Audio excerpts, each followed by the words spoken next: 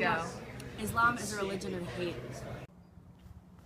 Muslims are raping America's children. Not all Muslims are terrorists, but all terrorists are Muslims. Mosques are used for training terrorists. Muslims murder their children.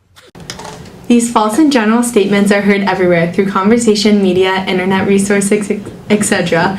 The media has played a crucial yet detrimental role in creating divides among religions by emphasizing their differences and focusing on only the inhumane acts committed in religious context. Coverage and mentions of Islam in the media greatly increased post 9/11, causing divisions between those who support Islam and those who do not. In both cases, often a result of misinformation from the media. We are facing the rise of Islamo-Nazism rising all around the world. We are heading straight into a wall with the clash between Western civilization and a 7th century ideology driven by hate. And unless the West rises up today and world leaders come together and come with a solution to this problem, the world is heading into a disaster, especially with Muslims developing nuclear bombs and biological bombs and willing to use it against us. Islamophobia is the hatred or fear of Muslims or of their politics or culture. Islamophobia has emerged as an increasing phenomenon affecting people worldwide and painting a tainted picture of world religions. However, many critics claim that Islamophobia was around much longer than 9/11, and the terrorist events only exacerbated the hatred towards this demographic of people. Today, according to many people, Islamophobia has become an accepted form of racism in the Western culture. For example, Michael Welch, a criminologist, wrote a book titled The Scapegoats of September 11th, which discusses America's reaction to the events of 9/11 and analyzes whether or not the extended security measures due to fear is rational. He concludes that what America has been doing in reaction are hate crimes towards those of Muslim race. The war on terror is a political game which delivers false comfort to alleviate the fear of Americans, but prays and produces scapegoats used to ensure security. Another source of discrepancy in analyzing Islam is many people in the West in particular have failed to engage in any type of understanding in Islam. People take the most uncommon, horrific events such as 9/11 to fit the worst expectations and then turn these expectations into proof. We as a society tend to generalize, and in this situation, instead of recognizing that the terrorists who justify their actions through the words of the Quran are a very small portion of the Muslim race, we generalize and say that all Muslims think that way. For example, the American mindset believes Muslims men are associated with violence, Muslim women are associated with oppression, and the Islam religion is associated with brutality and disorder in the Middle East. I love the people of Islam, but the religion, I do not agree with the religion at all. And if you look at what the religion does just to women alone, it is just horrid.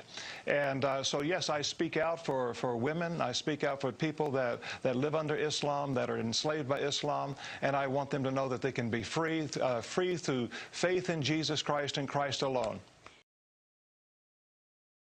Many of these misconceptions and stereotypes about Islam are formed through the information presented by the media.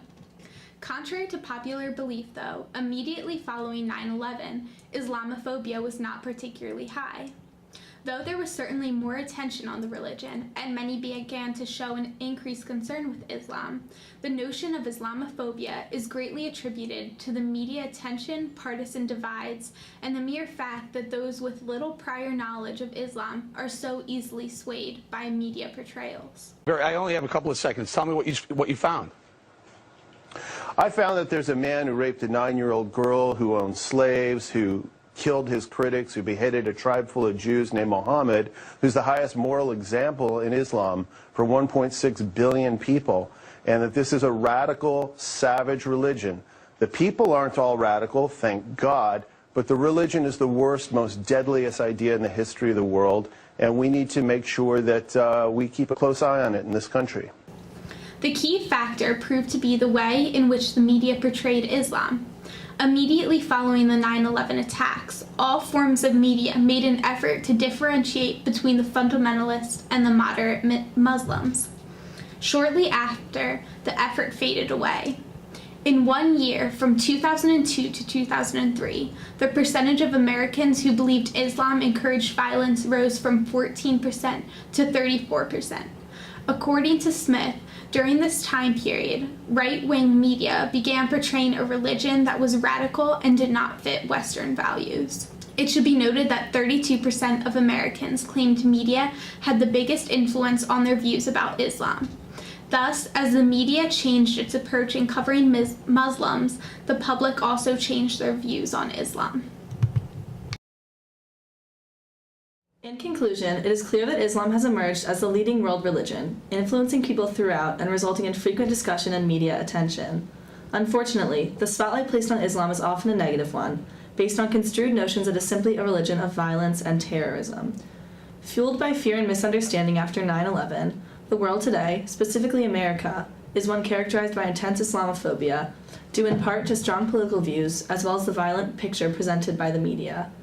Phrases suggesting that all terrorists are Muslims and the misuse of the term jihad only further strengthen this false perception that terrible actions taken by a few Muslims offer a valid characterization for all Muslims.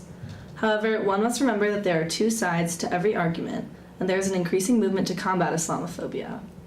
In order to prevent further misconceptions about Islam, it is necessary to cultivate an honest understanding of the core tenets of the religion, not simply look at a few extreme and somewhat insignificant examples. In addition, it is crucial to understand the extent to which the media can influence our understanding of events in the world.